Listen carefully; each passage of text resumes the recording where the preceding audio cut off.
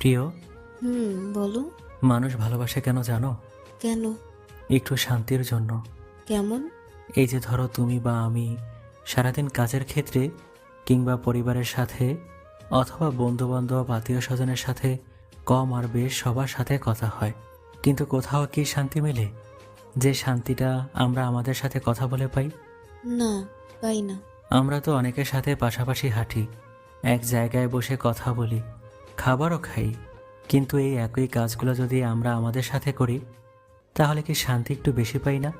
হ্যাঁ, পাই তো।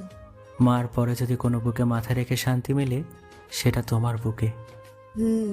এই জন্যই মানুষ ভালোবাসার মানুষটাকে এত ভালোবেসে নিজের করে নেয়। আমিও তোমার কাছে সারা জীবন এই শান্তিটুকুই চাই। আমিও প্রিয়।